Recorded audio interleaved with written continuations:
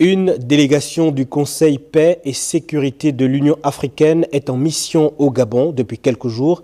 Il est question de jauger les avancées du pays dans le processus du retour à l'ordre constitutionnel. Presse Primature.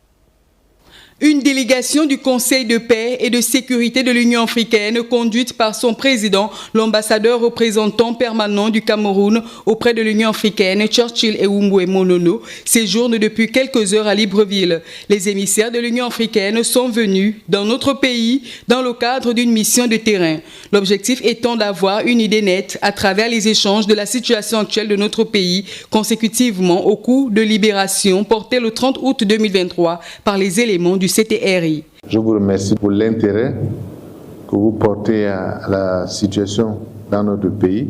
Il y a un an, lorsque je suis allé à New York, j'avais expliqué que nous avions besoin de 24 mois pour faire la transition. 24, c'était une période moyenne. Ça peut être un peu moins, ça peut être un peu plus.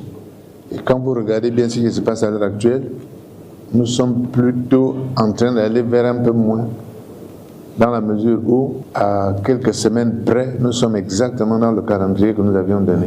Une fois que on a fait un écart par rapport à la norme, il faut revenir dans la norme. Et nous travaillons pour revenir dans la norme. À ce titre, un échange à bâton rompu a eu lieu ce jeudi 12 septembre 2024 avec les membres du gouvernement. Si les ministres ont évoqué les causes profondes ayant conduit les militaires à déposer l'ancien régime, le Premier ministre Raymond Dongsima, quant à lui, a orienté son intervention sur les actions menées depuis déjà un an. Il s'agit du processus de retour à l'ordre constitutionnel. Nous avons donné 10 jours à l'Assemblée constituante pour se prononcer sur les différents textes qui ont été présentés. Et si dans 15 jours, le texte final est retenu, et rien ne va plus s'opposer à ce que, à ce moment-là, nous lancions le référendum. Et je pense bien que dès lors qu'on aura fait le référendum, alors on pourra faire les autres élections qui viennent derrière, c'est-à-dire les élections présidentielles et législatives. Les deux partis, gouvernement et Union africaine, se sont séparés avec le retour dans les meilleurs délais du Gabon sur la scène africaine. Voilà, vous l'avez constaté, le gouvernement est face à cette délégation pour ensemble évaluer les avancées. Joyce Lorna Wangi Ekeri, Juste Njana. Au lendemain du coup de la libération le 30 août 2023, le Gabon se retrouvait sanctionné par les organismes internationaux dont l'Union africaine. Un an après, la marche vers le retour à l'ordre constitutionnel se poursuit, notamment avec le respect du chronogramme de la transition.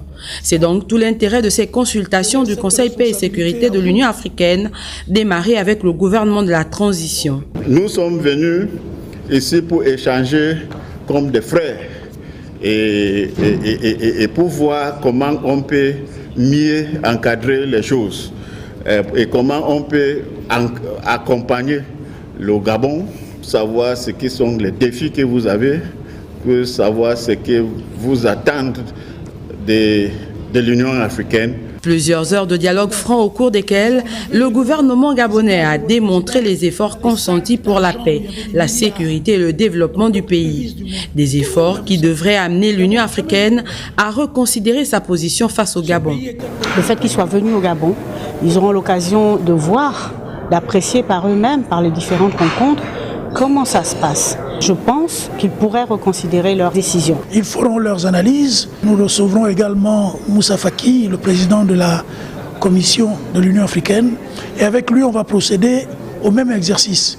Et une fois rentrés dans la perspective des prochains sommets de l'Union africaine, ils vont rendre compte à qui de droit et sûrement qu'un certain nombre de décisions pourraient être prises. Tout ceci, bien sûr, dans le but d'aboutir à la levée des sanctions de l'Union africaine qui permettrait au Gabon de sortir de l'isolement diplomatique, de restaurer la confiance économique et de bénéficier de nouveau des mécanismes de coopération régionale.